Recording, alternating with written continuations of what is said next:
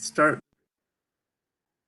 And welcome, Julie, to our Meet This Public Servant. And thanks for making the time for us. And, this is pretty informal, free forum. Just introduce yourself, maybe share a little bit about your background and what you do for work. And then we'll do some Q&A and see where that takes us. So welcome. Well, thank you very much. Thank you for having me today. I'm very excited about this opportunity to meet all of you and to chat and answer any questions you might have. So my name's Julie Conley Holcomb. I am a native Ithacan. Let's see, all the schools I went to range from Bell Sherman to Immaculate Conception to Boynton to Ithaca High School and on. I'm actually the fourth generation of my family to serve the city of Ithaca.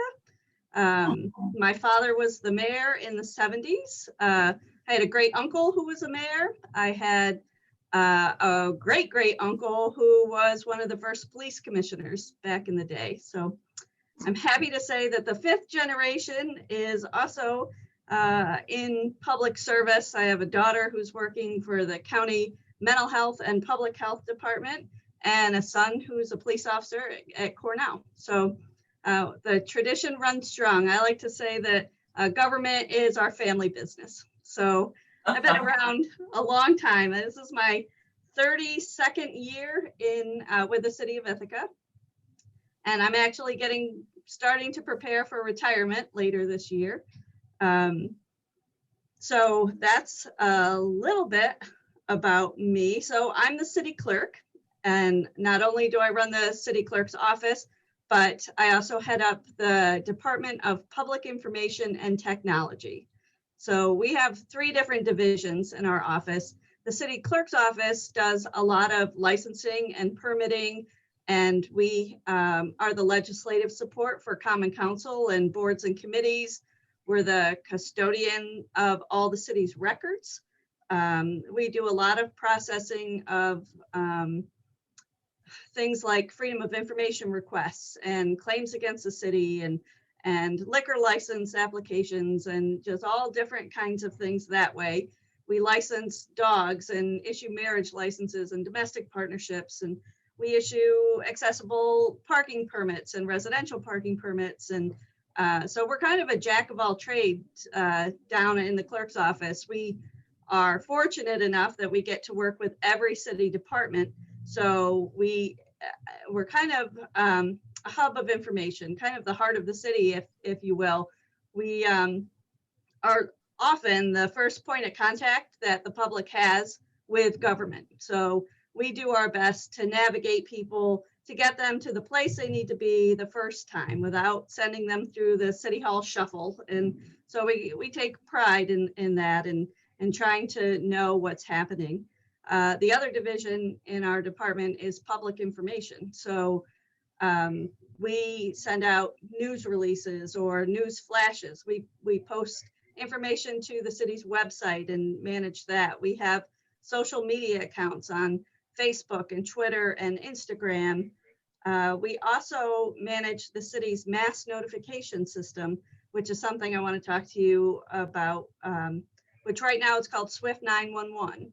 And it's a system that people can subscribe to receive notices about a whole host of items, from emergency alerts to construction updates, to water notifications, to odd even parking notifications, street cleaning, which is going to start on April 4th, if you want a little sneak peek into that program.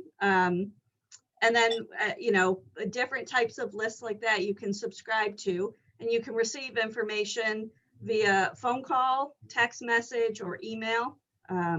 So we're about to upgrade that system, and we're migrating to something that's going to be called TC Siren, which stands for TC is Tompkins County, because we're partners with Tompkins County, and Siren stands for Safety and Incident Real-Time Emergency Notifications. So I think everybody chooses their acronyms first now, and then, figures out the words to go with it instead of how it used to be the opposite years ago. So be on the lookout for TC Siren. All the people who are already signed up for the Swift 911 system will be migrated over to the new system. But we're going to ask everybody to take this opportunity to update their profiles and make sure we have the right phone numbers for you, the right email addresses, and all of your current addresses and things like that, so that we can make sure that we have a means to communicate with you in times of emergency or not even emergency, but you receive the information that you want to receive, how you like to receive it. So that's another thing we do in the public information side of the house. And then our third division is information technology. So we support the entire City of Ithaca workforce with all of their technology needs, from their desktop computers to printers to phones to cell phones to Zoom licenses and all of that. We help procure all of that equipment. We help train on software and equipment. We do everything we can to keep the city running from the technical aspect of things. So we are very well-rounded in our department. We know a little bit about a lot of things and know how to become subject experts should we need to be. So that's a little bit about me. And I'm interested in learning all about you and the types of things that you're interested in.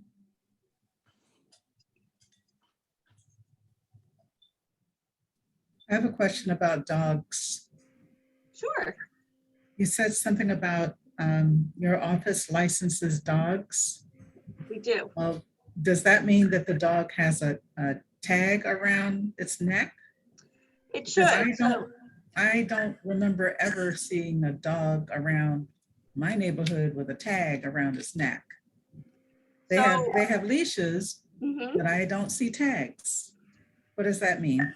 So people don't have to put the dog tag on the collars, but New York State, it's a New York State law that basically says all dogs need to be licensed, and it's a way to protect the public from things like rabies. So in order to license a dog, and dogs don't need to be licensed until they're older than 4 months old, but they need to have an updated rabies vaccination. So we have all of that information on file.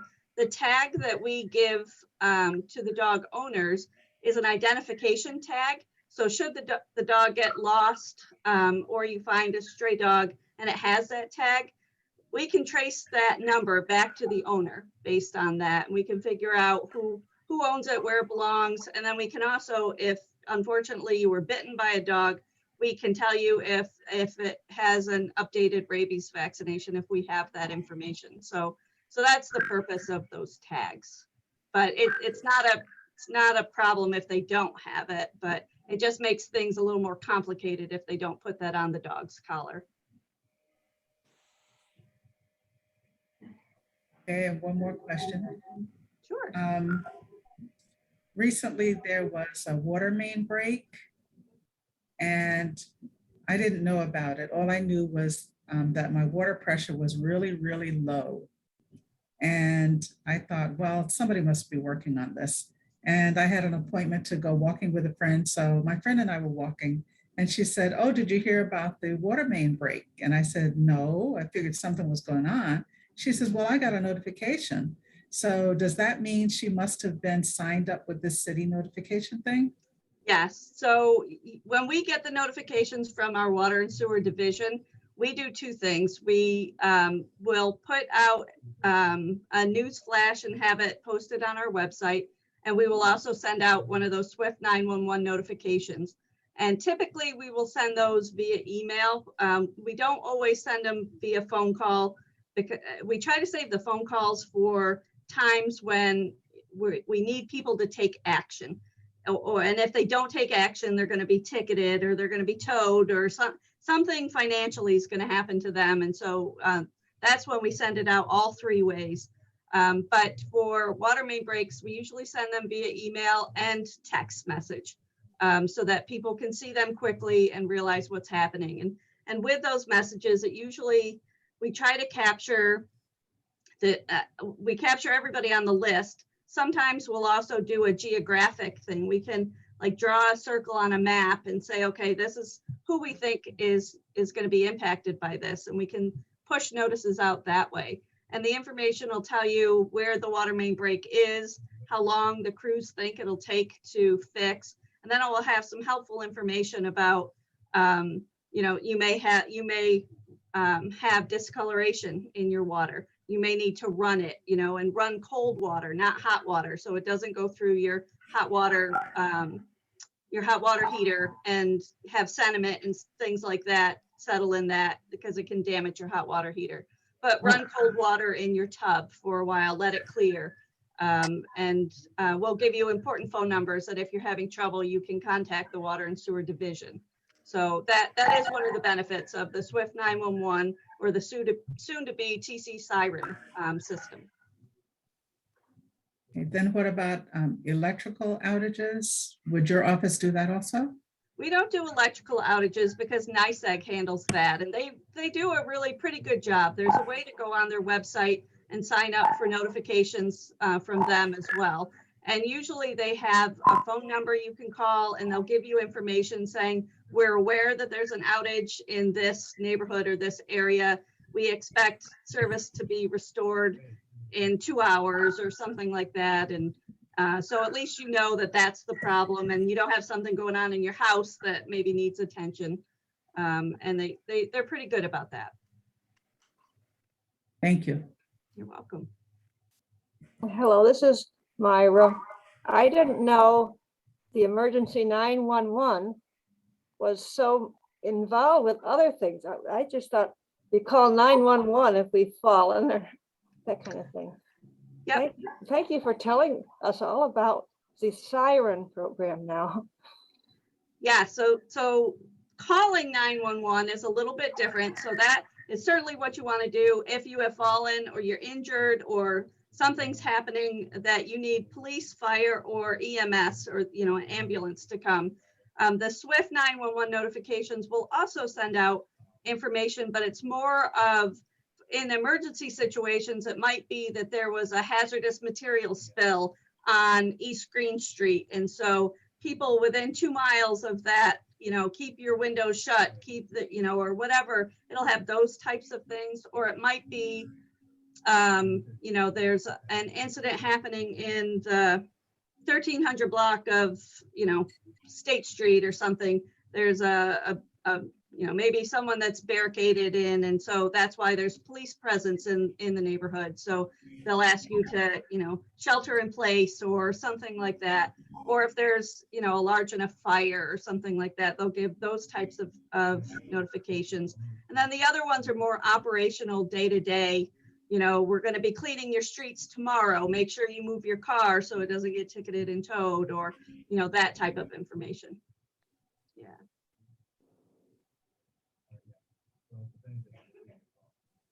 I think you're on mute, Leslie. Leslie, you're muted. Oh, I'm in the town of Ithaca, and I still find your Swift 911 warnings just really useful. I got one about a water break on Pine Tree Road today, but it's also very useful if you have to go downtown for something to know that they don't want you to go down State Street right now or Route 13. So I just have to say, if you haven't done it already, it's incredibly worth it. Where you know that a garbage truck is overturned on Route 13 and you shouldn't go up Hector Street, whatever.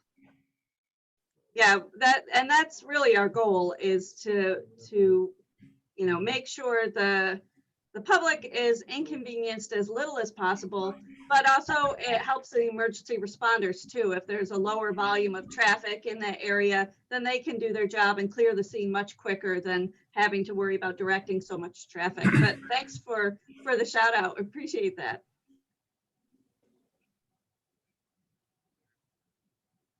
I've got a question about, I know you're on the special events committee, and things have been shut down more or less for the past couple of years. I understand that the Ithaca Festival is coming back this year. Wondering, is the city's attitude towards that type of festival and event, and does it seem like we're getting back to normal in terms of the number of events that are coming up. Well, it sure feels like that. So yes, that's another one of my jobs is I head up the city's special events team.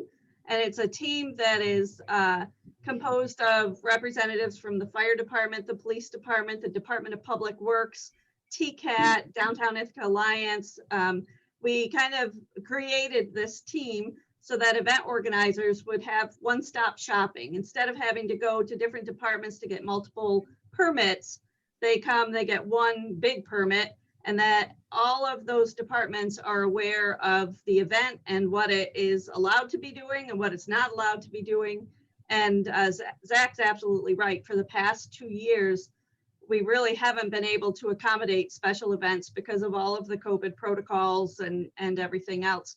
But this year, it looks like they're coming back with a vengeance. I already have 7 special event applications just from now until June, I think. So we just had the chili cook-off a couple of weeks ago.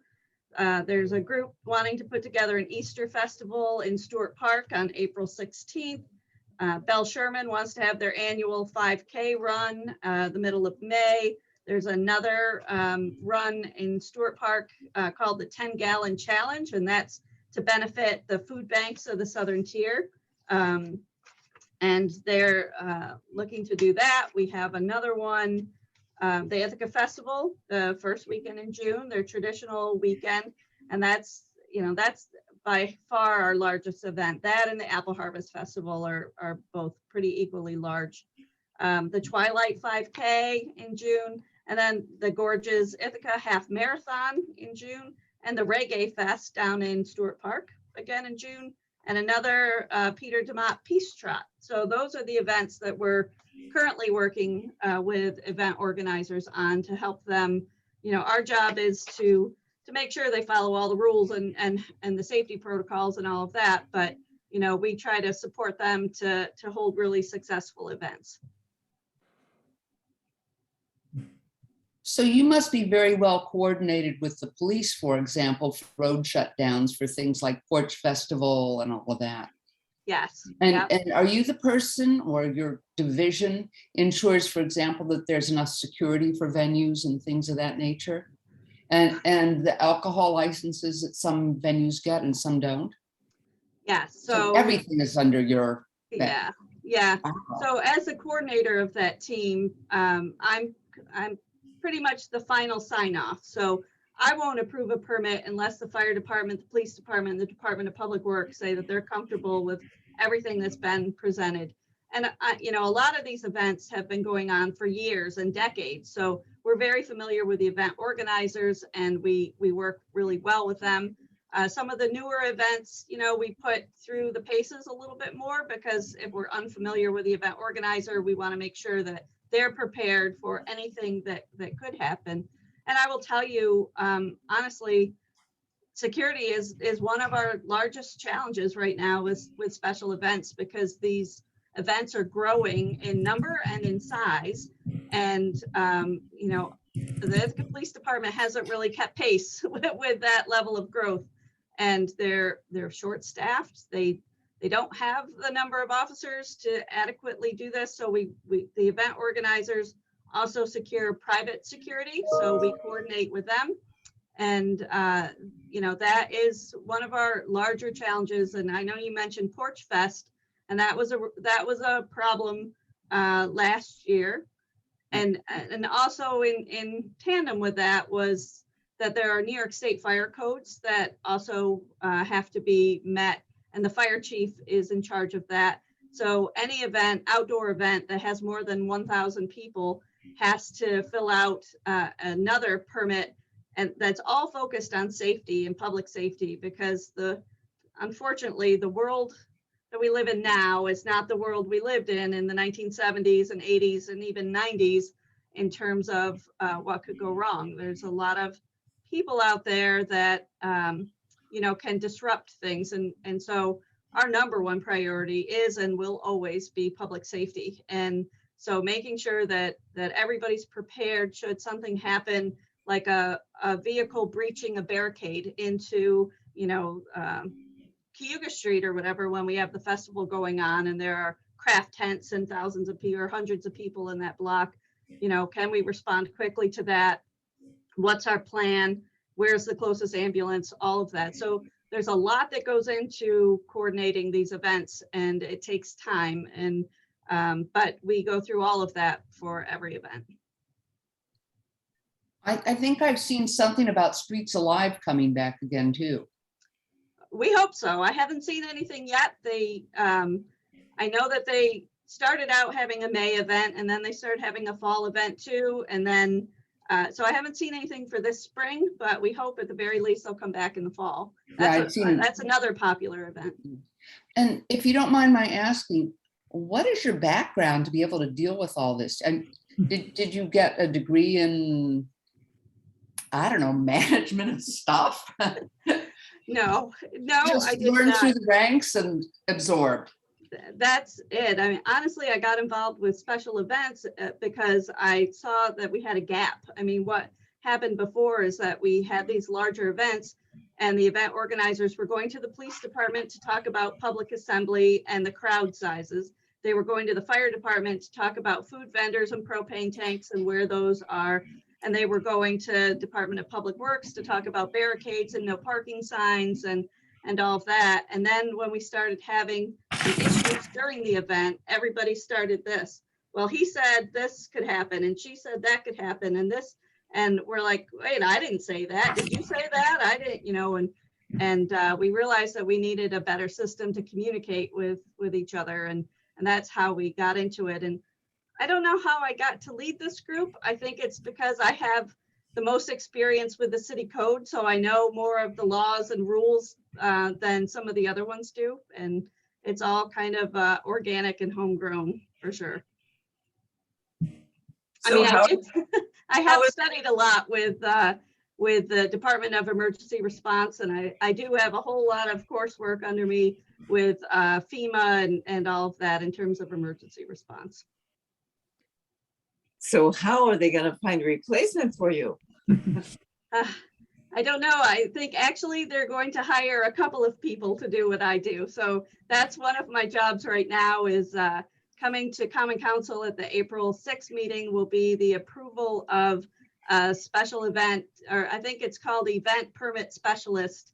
That will be a new position in my office. And so we'll be hiring someone to focus because not only do I do special events, but I also cover requests to use parks. So people that want smaller events in Stewart Park or Cass Park, requests to film on city property, food trucks. I do all of that too, and it's actually way too much. So we're going to hire somebody specifically just to focus on all of those, and I think it'll be a much smoother process moving forward. How long have you been the clerk, actually, this position? I was hired in 1989 as a deputy city clerk, and I served as deputy for, I think, 6 years or so. I became the city clerk in 1995, so I'll have 32 years of service this year. And anything that doesn't fit under other people's profiles just sort of ends up with the city clerk, or That's pretty much it. Yeah. Or we don't want to do this. Let's give it to Julie. She'll do it.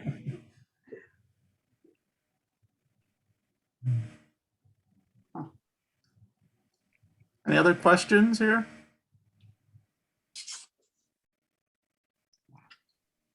I had a question about the FOIL process. Just interested in that, you know, how often is it utilized for one thing, and how does that work within the cities?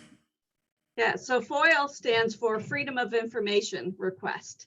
And it's, again, another New York state law that basically says that the public has the right to access any public documents that the city holds. So we work really closely with the city attorney's office. They actually do most of the work on that. We process the requests, and then they coordinate with each city department where they think the responsive records are, and they collect them and then get the records to the people. But you know, we started out, it wasn't maybe 10 years ago, we were processing maybe 100 or 200 of those requests a year. We're now up to about 1,000 requests a year. We get multiple requests every day. We get anywhere from 3 to 12 a day, it could be. And then we have some people who are, you know, kind of repetitive requesters and, you know, just, I don't know what they're doing. I don't know if they're writing books. I'm not sure what they're doing, but they submit a lot of requests.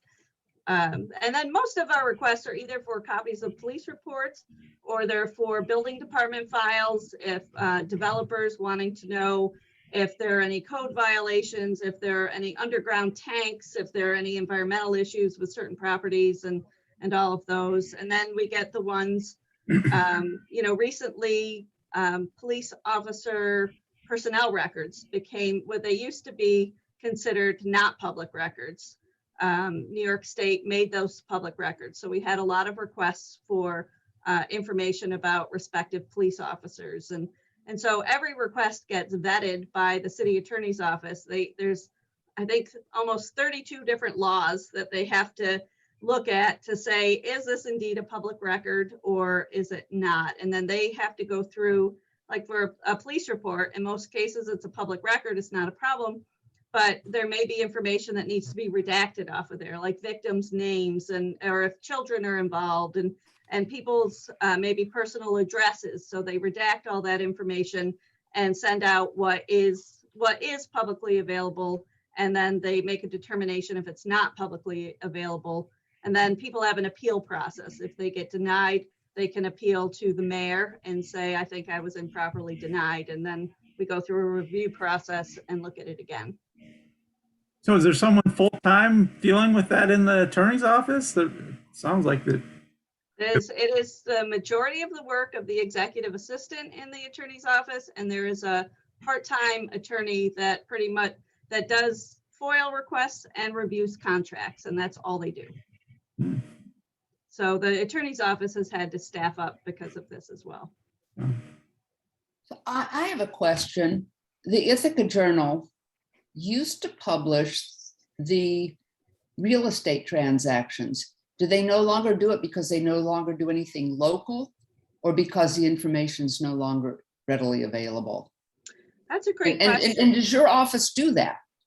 So our office isn't involved in that. And I would think maybe the Tompkins County Assessment Department would have that information. Ah, okay. Yeah. But they also used to make requests every day for the police blotters. So Right, I remember what those. calls did the police have, you know, yesterday and, you know, all of that. But some of that information we just deemed is public information. So what we try to do is make information that we know is clearly public information, put it out on our website so that people don't have to ask for it and we don't have to go through this process and take up the time. So if it's agendas or minutes or plans or maps or this or that, I mean, we just try to get it all posted on the website so people can access it whenever they want to at 24/7. Thank you. So who would we contact about the street cleaning? I'm just kind of mystified about how the city decides to clean the streets. It seems like they are cleaning the streets a lot in the summertime when there isn't much of a need, and then in the fall, when all the leaves fall, they're nowhere to be found. So I was just wondering, like, who schedules that? So that's a two-part question. We do annual street cleaning every spring, and it's usually either it usually starts either the last week of March or the first week of April, and it lasts for almost 5 weeks. Plus, there is night work that does that as well. So it's a one time a year that we post all of the streets in different, you know, every day there's a different set of streets because we realize that parking is a huge challenge in the city. So we can't do an entire geographic block because no one would have anywhere to park. So we select separate streets, we post them with signs 24 hours in advance. We make the list public on our website. We send it to all the media and hope that they will also post it. And we send out daily Swift 911 messages. But that's a message basically saying you have to move your car this one time because we're going to clean the streets. So that happens every spring. And then there are other times when it's the focus is more on storm sewer cleaning than it is the actual streets. So trying to get all the leaves and sticks and debris out of the storm sewers, because we have a lot of areas in the city that are prone to flooding. And if all of that debris accumulates on those storm sewers, the water just goes other places and creates property damage for our residents or traffic issues where people driving through, moving water and things like that. So, so we have a couple of operations that do that. I don't know if that answered your question. I hope it did. No, it was- You that's can, it. you can contact our Streets and Facilities Division if you have specific questions. They're the ones who actually do the operations, both the street cleaning and the storm sewer cleaning. And they'd be happy to answer any questions you have too. Okay, thanks. Yeah, I mean, the other thing that I think has happened, at least in my neighborhood, it used to be that people would rake up their leaves more because the city would collect the leaves and you didn't have to pay for them. But it seems like fewer and fewer people are raking up their leaves because it costs them money now to get rid of them. So I don't know, how the city made that policy, but in my neighborhood, it's kind of worked to the detriment because now you have to spend more money having people clean the storm sewers and stuff like that because they're all clogged up from all the leaves that people didn't pick up. I don't know. Yeah, I agree that that's a tough one. What ended up happening was we used to be able to pick them up for free and dump them for free, and it was a great service for the public. And then we started getting charged at the composting sites where we would dump all those leaves. And so then we had to charge for the service if people still wanted to do it. So now there are tags, yard waste tags that you can buy, and there's kind of regulations as to how heavy the bags can be and how short the sticks and limbs have to be if you want city crews to pick them up. But we still do try to provide that service for the people that use it. You're right, Gwen, there's a huge benefit to having that picked up and out of the storm sewers, but it's just such a fine line that we have to run between being able to provide services and being able to provide services that people can afford. And that's been one of our biggest challenges ever since I've been here, for sure. How can we keep the city livable for everyone? And it's a huge struggle. Mm-hmm. Thank you.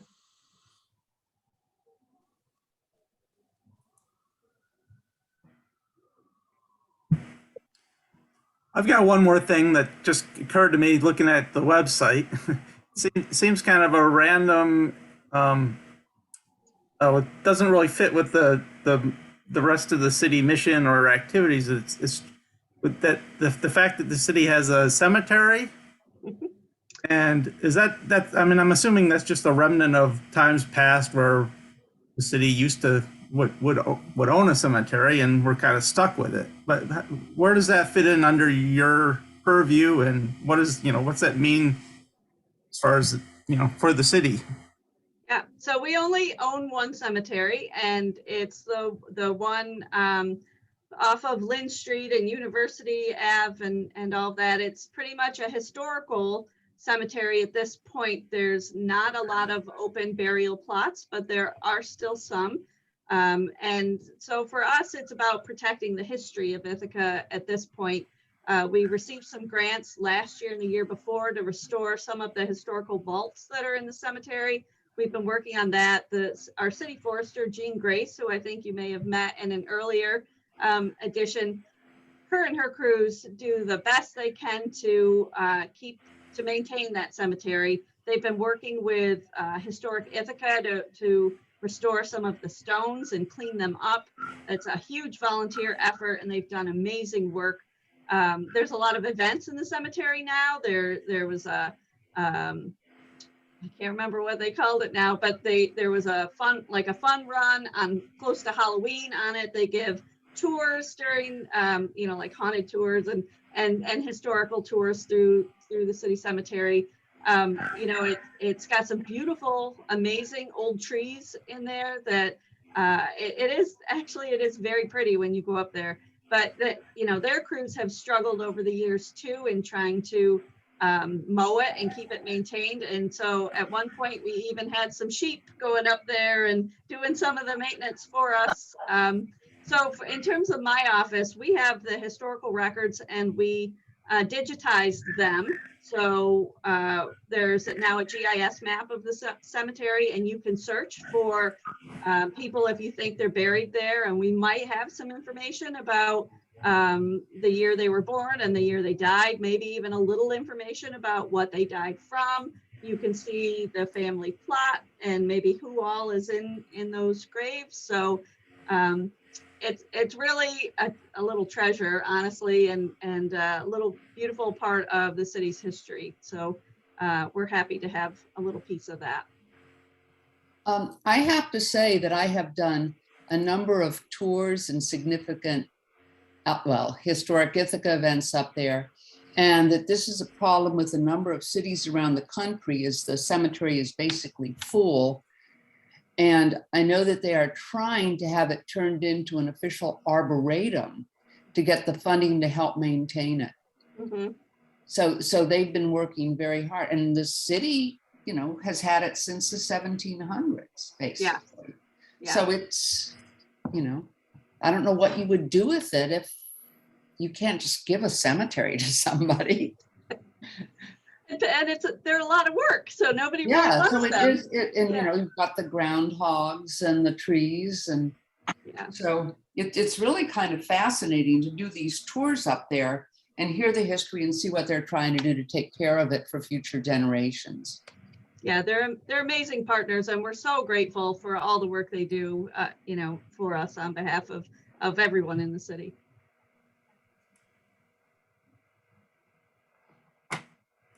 And Zach, that would be a great tour for the seniors. Yeah, I'll keep it in mind for the fall for sure. Let me know if you see anything coming along. Yeah, Jean Grace is really good with the trees. Jean is amazing. She's one of my favorite coworkers. You know, she's so knowledgeable and so easy to work with. And, you know, so if you have questions, I'm sure she told you that, if, you know, about trees in your neighborhood or on your property or your neighbor's property or whatever, feel free to give her a call. She's really great. She'll get back to you and talk through all the issues with you. So are her records under your auspices too? Because she has this whole tree survey. Do you end up handling it? We don't, but we do work with her to get information on the website. And I think on our website, there may even be like a virtual tour of city street trees and things like that. I think there is, Yeah. but I didn't know if you had to do that too. No, I'm happy to have Jean do that. We just take the complaints when limbs fall and fall on people's cars or whatever, then we handle the claims against the city. So we get that end of it, not the fun end. Do you have plans for what you're going to do after you retire? Honestly, I don't. You know, I've been trying to figure out what I want to be when I grow up, and I still don't know. So I'm still trying to figure that out. I think I may come back here on a part-time basis to help out while we do go through the transition. You know, this is a big year for us. We have a brand new acting mayor who is learning her role. Laura Lewis is a fifth ward council person. So she's the one really juggling a lot. So she's representing her ward as well as being the acting mayor until the November general election. And we have 5 brand new common council members also that we're trying to onboard and you know, provide an orientation to so that they kind of get a deeper understanding of what that role is.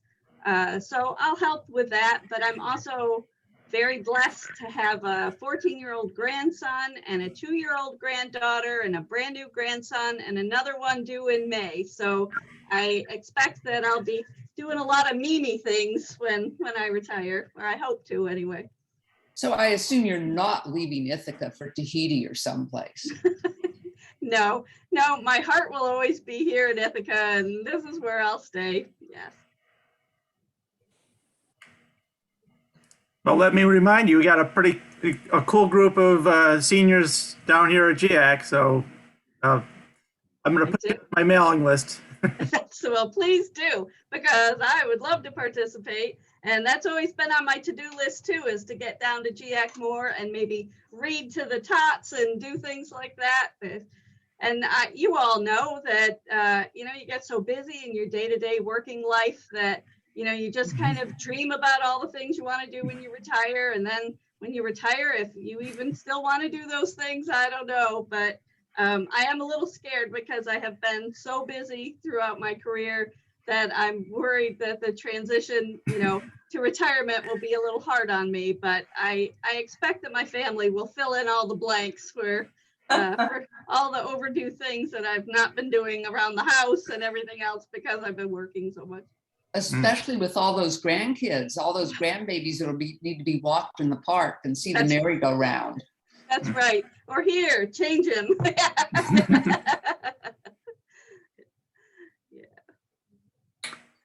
Well, if there's no other questions, we'll let Julie get back to her busy schedule. And thanks so much for coming and sharing the job and all the interesting, valuable information. Appreciate it. It's great to see the membership show up too and support these programs. So thank you all for being here today. Well, thank you, Zach. and Thank you. you. That was particularly interesting. Yeah, Bye. thanks. Bye. Thank Bye-bye. you so much. It was so nice to meet you all. I hope to see you soon. And we hope Yes. to see you Bye. again too. Okay, bye. Bye.